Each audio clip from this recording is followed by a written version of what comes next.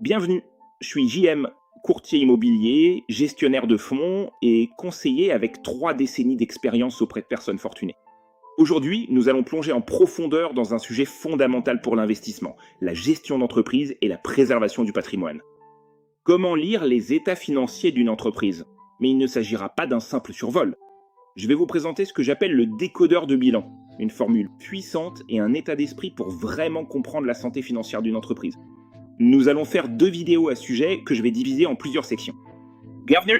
Je suis JM, courtier immobilier, gestionnaire de fonds et conseiller avec 3 décennies d'expérience auprès de personnes fortunées. J'ai vu d'innombrables investisseurs, même parmi les plus aguerris, se laisser piéger par les états financiers. Soit ils les survolent, soit ils interprètent mal ce qui est écrit.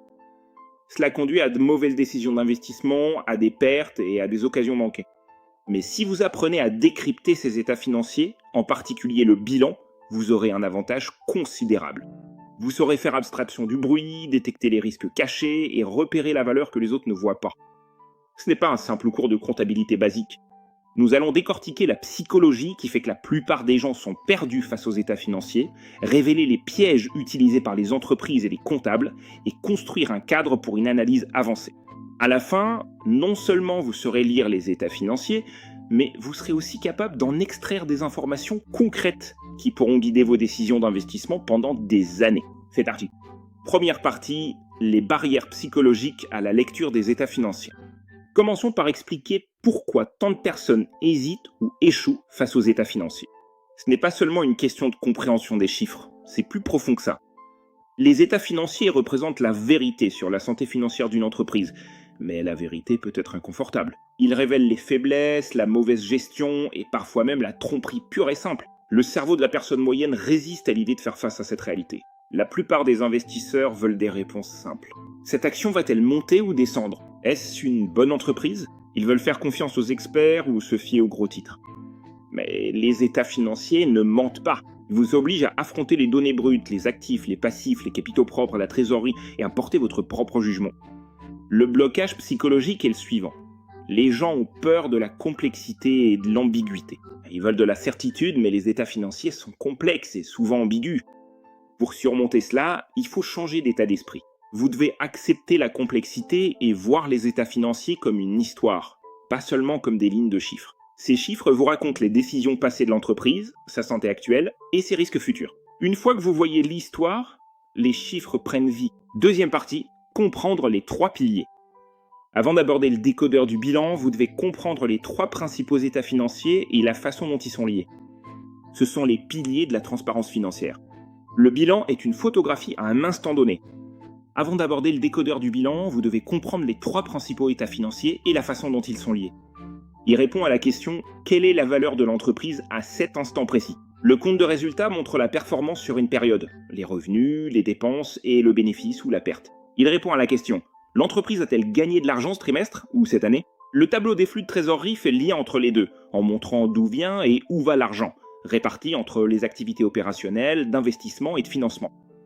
Beaucoup d'investisseurs se concentrent uniquement sur le compte de résultat ou le cours de l'action. C'est une erreur. Le bilan contient les indices sur la santé à long terme et les risques cachés. Le tableau des flux de trésorerie révèle si les bénéfices sont soutenus par de la trésorerie réelle. Troisième partie, le décodeur du bilan, la formule. À présent, laissez-moi vous présenter le cœur de la leçon d'aujourd'hui, le décodeur du bilan. C'est une méthode pour décomposer systématiquement le bilan et en extraire la vérité. La formule est simple, mais puissante. Les actifs sont égaux aux passifs plus les capitaux propres. Ça paraît basique, non? Mais voici l'essentiel. Il faut décoder chaque composant avec scepticisme et en tenant compte du contexte. Première étape, analyser les actifs. Quel type? Quelle qualité? Quelle liquidité? Quelle valorisation? Deuxième étape, examiner les passifs à la loupe. Court terme contre long terme. Éléments hors bilan, engagement caché. Troisième étape, évaluer les capitaux propres. Valeur comptable contre valeur de marché, bénéfices non distribués et structure de l'actionnariat. Décomposons tout ça. Les actifs, tous les actifs ne se valent pas. La trésorerie et les équivalents de trésorerie sont rois, liquides et réels. Les comptes clients peuvent être délicats. Les clients payent-ils vraiment? Les stocks peuvent cacher de l'obsolescence ou une rotation lente. Les immobilisations, comme les biens immobiliers et les équipements, peuvent être surévalués si l'amortissement est mal calculé. Et les actifs incorporels, comme le goodwill, nécessitent une attention particulière. Parfois, ce n'est que de la poudre aux yeux.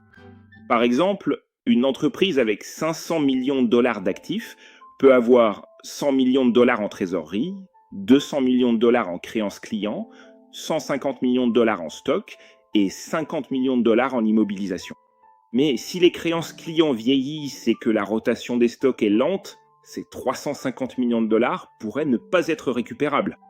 Les passifs, c'est là que beaucoup d'entreprises cachent des risques. Les passifs à court terme doivent être surveillés de près. L'entreprise peut-elle faire face à ses obligations à leur échéance ? La dette à long terme peut être dangereuse si les ratios de couverture des intérêts sont faibles. Attention aux passifs hors bilan, aux contrats de location, aux obligations de retraite, aux passifs éventuels. Ce sont des éléments qui peuvent exploser de façon inattendue. Les capitaux propres ? La valeur comptable correspond simplement aux actifs moins les passifs, mais la valeur de marché peut être très différente. Une entreprise peut avoir une valeur comptable de 400 millions de dollars, mais être cotée à 1 milliard de dollars, ce qui reflète des attentes de croissance ou, à l'inverse, indique une situation difficile. Regardez aussi les bénéfices non distribués. Les bénéfices sont-ils réinvestis judicieusement ou gaspillés ? La répartition de la propriété des capitaux propres compte aussi. Est-ce que l'actionnariat est dispersé, contrôlé par des initiés ou dominé par des fonds de capital investissement ? Section 4. Exemple concret. Appliquons cela à un exemple réel. Prenons une entreprise hypothétique. ABC Corp. Le bilan d'ABC Corp affiche un actif d'1 milliard de dollars, dont 100 millions de dollars en liquidité, 300 millions de dollars de créances clients, 200 millions de dollars de stock, 300 millions de dollars d'immobilisation corporelle et 100 millions de dollars de goodwill. Les passifs s'élèvent à 700 millions de dollars. La dette à court terme est de 150 millions de dollars, les comptes fournisseurs de 100 millions de dollars, la dette à long terme de 400 millions de dollars et les autres passifs de 50 millions de dollars. Les capitaux propres s'élèvent à 300 millions de dollars. À première vue, ABC Corp semble solide. 1 milliard de dollars d'actifs, 300 millions de dollars de capitaux propres. Ce que possède l'entreprise, les actifs, ce qu'elle doit, les passifs, et la valeur résiduelle, les capitaux propres. C'est ça, l'essentiel. Cela répond à la question « L'entreprise a-t-elle gagné de l'argent ce trimestre ?» ou cette année. Le tableau des flux de trésorerie fait lien entre les deux, en montrant d'où vient l'argent et où il est allé. Les stocks représentent 20% des actifs. À quelle vitesse se fait la rotation ? Un stock lent immobilise du capital et risque de devenir obsolète. Les immobilisations corporelles à 300 millions de dollars sont conséquentes. Ces actifs sont-ils bien entretenus ou y a-t-il un entretien différé ? Le goodwill s'élève à 100 millions de dollars.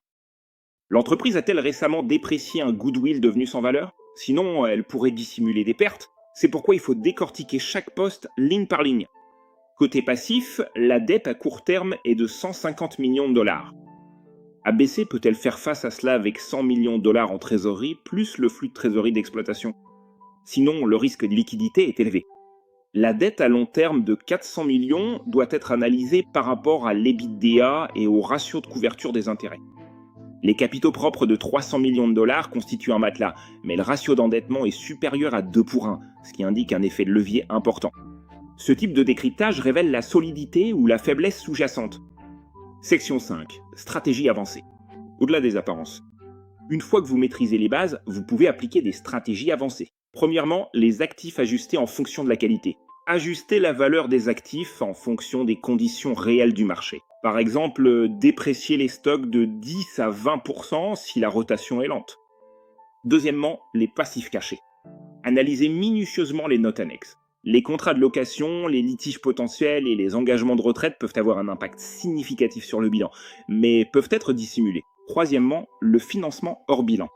Certaines entreprises utilisent des entités ad hoc ou des contrats de location opérationnels pour garder des dettes hors de leur compte. Examinez en détail les discussions de la direction et les notes annexes. Quatrièmement, analyse de la structure du capital.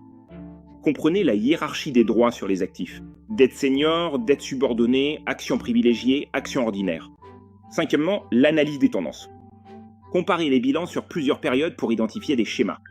Créances clients hausse sans croissance des ventes, augmentation de la dette ou diminution des capitaux propres. Sixièmement, l'analyse des ratios. Les principaux ratios incluent le ratio de liquidité générale, le ratio de liquidité immédiate, le ratio d'endettement et le rendement des capitaux propres. Septièmement, l'activité des initiés. Examinez les achats ou ventes réalisés par les initiés. Les initiés disposent souvent des meilleures informations sur les perspectives de l'entreprise. Section 6. L'état d'esprit contrarien. La plupart des investisseurs font confiance aux rapports attrayants et aux bénéfices positifs. Le contrarien lit entre les lignes et remet tout en question. Par exemple, une entreprise qui annonce des bénéfices records, mais dont les créances clients et les stocks augmentent, pourrait comptabiliser des revenus de façon prématurée. Ou bien une entreprise affichant un important goodwill sans dépréciation récente pourrait dissimuler une acquisition ratée. J'ai vu des entreprises avec des comptes de résultats solides, mais des bilans qui se détérioraient se diriger discrètement vers la faillite. Le décodeur de bilan vous oblige à rester sceptique. Ne prenez pas les chiffres pour argent comptant. Demandez-vous, que représente réellement cet actif? Ce passif pourrait-il exploser? Dans quelle mesure les fonds propres sont-ils durables? Section 7. La discipline psychologique. Lire des états financiers est technique, mais ça demande de la discipline. Il est facile de tomber dans le biais de confirmation, de ne voir que ce que l'on veut voir ou de se laisser influencer par le battage médiatique et le sentiment du marché. Vous devez cultiver un détachement émotionnel. Considérez l'entreprise comme une activité, pas comme un simple symbole boursier.